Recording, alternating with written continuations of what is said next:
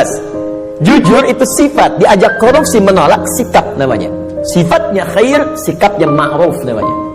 Jelas, karena itu khair dengan ma'ruf seringkali disandingkan dalam Al-Quran. Quran surah ketiga, Ali Imran ayat 104. Wal takum minkum ummatun yad'una ilal khair wa ya'muruna bil ma'ruf. Hendaklah ada satu komunitas, kata Allah, berhimpun untuk menyebarkan sifat-sifat baik dan saling mengajak pada kebaikan. Bikin komunitas, ingatkan, ayo baca Quran, one day one juz, one day two juz, ya. Ayo bikin komunitas, bangunin tahajud, bikin komunitas ngajak sedekah, bikin komunitas bersih-bersih di jalan, buang sampah, itu bagian dari iman. Baik ya. Kemudian Bapak Ibu, tapi ingat, untuk ma'ruf ini berbuat baik bukan hanya melekat pada orang Islam saja. Non-muslim pun banyak yang baik. Silahkan cek, ada non-muslim yang suka nyumbang, ya, bantu bangun jalan, bantu fasilitas, ada fasilitas umum, bantu orang-orang lepas dari kemiskinan, bantu orang-orang kasih obat, ada. Baru sampai ma'ruf. Karena itu disebutkan yang keempat, awas, ada sifat kebaikan khusus yang semua kebaikan itu diniatkan hanya karena Allah. Bantu ini karena Allah, kerjakan ini karena Allah, baik juga, cuma niatnya dikerjakan karena Allah. Pahlawan kita berjuang, Pangeran Diponegoro sampai terakhir Kahar Mudzakkir, ya, yang kemudian diberikan gelar pahlawan. Apa niat sesungguhnya? Kalau Anda buka Riyadhus Shalihin karangan Al-Imam An-Nawawi, ada 1896 hadis di kitab Babul Ikhlas bagian pertama, maka akar pertama kali untuk meniatkan mereka berjuang, pertamanya bukan untuk mendapatkan urusan dunia, tapi litakuna kalimatullahi al-ulya. Man qatala litakuna kalimatullahi al-ulya fahuwa fi sabilillah. Niatnya khusus untuk berjihad di jalan Allah Subhanahu wa taala. Berjuang karena Allah, karena Allah, karena Allah. Bantu orang di kemiskinan karena Allah. Bukan karena pekerjaannya, tapi kebaikan itu dikerjakan karena Allah. Dan merasa diawasi oleh Allah Subhanahu wa taala. Maka yang keempat disebut ihsan namanya. Ihsan. Di hadis Muslim nomor hadis yang ke-8, an ta'budallaha ka'annaka tara fa illam takun tarahu fa innahu yara. Engkau mengerjakan semua aktivitas yang baik sebagai ibadah karena Allah, seakan-akan diawasi oleh Allah, merasa diawasi walaupun kau tak mampu melihatnya. Itu terjemah yang baiknya. Merasa bekerja karena Allah, makan karena Allah, minum karena Allah, berbuat baik karena Allah, ihsan namanya. Orangnya disebut muhsin. Kalau empat ini dikumpulkan, badan sehat, sifat baik, sikap mulia, dikerjakan karena Allah, tayyib, khair, ma'ruf, ihsan. Empat ini kalau digabungkan menjadi solih namanya. Solih. Maka setiap orang tua meminta kepada Allah supaya anaknya jadi saleh. Ibu bermohon, ya Allah, jadikan si anak soleh. Kata bapaknya, namanya kan Hasan. Bukan pak sifatnya. Saleh. Semua orang tua, saya belum pernah dengar ada orang tua minta, ya Allah jadikan si anak yang thayyib. Tidak, saleh, sudah fitrah.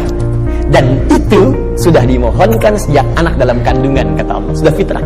Itu ada di Quran surah ke-7 ayat 189. Falamma taghasyaha hamalat hamlan khafifa famarrat bi. Falamma athqalat da'awallaha rabbahuma la in ataitana salihah lanakunanna minasyakirin. Ketika suami istri berhubungan sampai kemudian istrinya mengandung, kandungan ringan sampai dengan berat, tatkala kandungan semakin berat menjelang ke persalinan, kedua orang itu suami dan istri mulai berdoa kepada Allah. Fitrahnya sudah minta, ya Allah, mohon jadikan anak saya nanti saat lahir jadi anak yang saleh. Dengan itu ya Allah kami bersyukur dan akan mengganti semua sakit yang dirasakan oleh istri saya yang sedang mengandung itu. Saleh. Nah, apa yang menyebabkan seseorang soleh? Terkumpul empat ini, kata Allah, kalau iman ada dalam dirinya, maka semua pekerjaan dia akan dituntun menjadi soleh. Pekerjaan disebut amal, disatukan dengan soleh menjadi amal soleh. Di iman seseorang itu otomatis akan menuntun seseorang berbuat amal soleh. Jadi kalau ada orang punya iman gak beramal soleh, dipertanyakan bagaimana kualitas iman dalam dirinya, dipertanyakan. Karena otomatis Pak, Bu, kalau ada iman, kata Allah, itu otomatis membimbing dia, mengantarkan pada amal soleh. Makanya orang punya iman itu sering diingatkan ketika akan berbuat amal yang salah. Gak percaya silahkan Pak, keluar dari sini, coba Bapak iseng-iseng pakai sendal orang lain. Ya, jangan diteruskan, iseng aja, misalnya kan, injak gitu kan. Itu pasti hatinya akan berkata, itu bukan punya kamu. Itu imannya mengingatkan. Kalau iman semakin tinggi, Anda keluar dari masjid aja, kaki kanan keluar, ditarik lagi tuh. Anda akan tarik, karena yang keluar itu kiri, masuk kanan. Ke toilet, masuk kiri, keluar kanan. Tuh. Ya, itu semakin tinggi iman, maka iman itu akan mendorong Anda berbuat amal saleh dari ujung kepala sampai ujung kaki. Makanya saya sering katakan di dalam Al-Quran, jika kita sudah punya iman, maka semua fungsi tubuh kita akan disebutkan imannya dulu sebelum menyebutkan fungsinya. Mata untuk melihat, sebelum melihat imannya dulu. Turun Quran surah 24 ayat 30 untuk laki-laki, 31 untuk perempuan. Qulil mu'minina yaghuddu min absarihim. Untuk perempuan, wa kullil mu'minati yaghuddna min absarihinna. Katakan pada pria-pria yang sudah punya iman, imannya dulu. Dan katakan pada perempuan-perempuan yang sudah punya iman, matanya hanya boleh dipakai melihat yang baik-baik saja. Kalau yang dilihat tak baik, maka imannya akan membimbing mata untuk memalingkan ke arah yang lebih baik.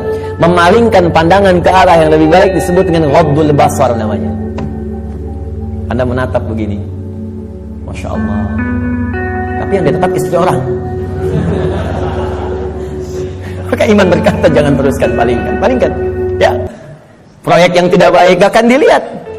Ya, barang yang bukan milik Anda gak akan dilihat, palingkan. Gambar-gambar yang tak seronok, palingkan. Jelas ya? Nah, itu iman. Silakan cek semua fungsi tubuh kita. Itu umumnya sebelum disebutkan imannya dulu.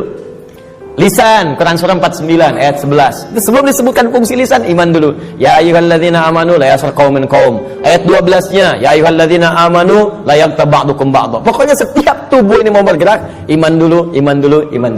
Ingin memberikan isyarat agar iman itu memiliki fungsinya untuk mengerjakan amal soleh.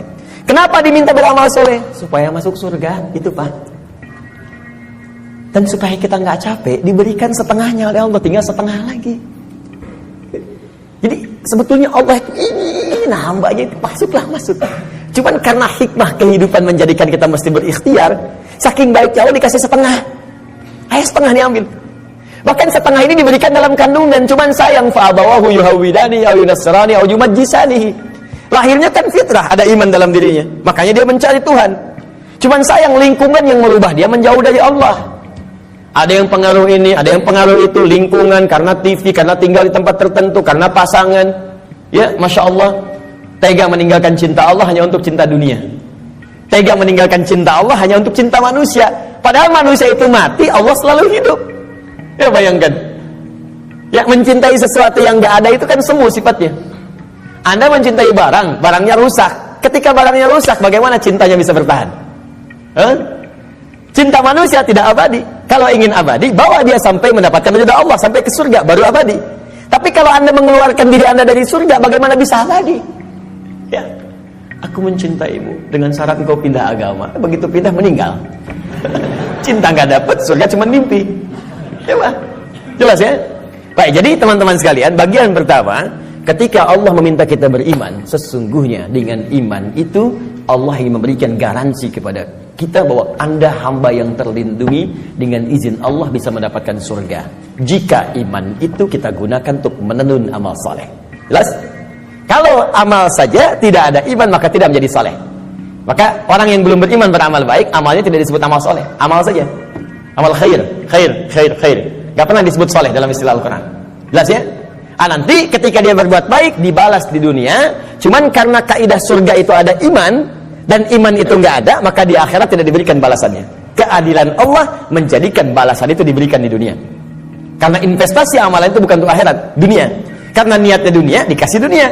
Kalau untuk akhirat, diberikan juga akhirat bagiannya. Turunlah Quran surah ke-25 ayat 23. Nanti kalau ada non-muslim bertanya, di mana keadilan Allah Tuhanmu itu? Jadi kalau ada orang nggak beriman berbuat baik nggak masuk surga. Tapi ada orang beriman salah juga berpeluang masuk surga. Maka jawab kepada beliau, ya, kaidah surga itu kaidahnya syarat iman yang pertama kali. Ya, bukan syarat dunia. Maka ingin masuk surga ada persyaratan. Anda masuk kampus ada persyaratan, masuk surga pun ada persyaratan. Anda lulus di satu hal tapi nggak lulus di yang lainnya, nggak bisa masuk kampus. Anda lulus satu hal nggak lulus yang lainnya, ya sulit masuk surga. Karena syarat surga beda dengan kampus. Syarat surga yang pertama itu adalah iman.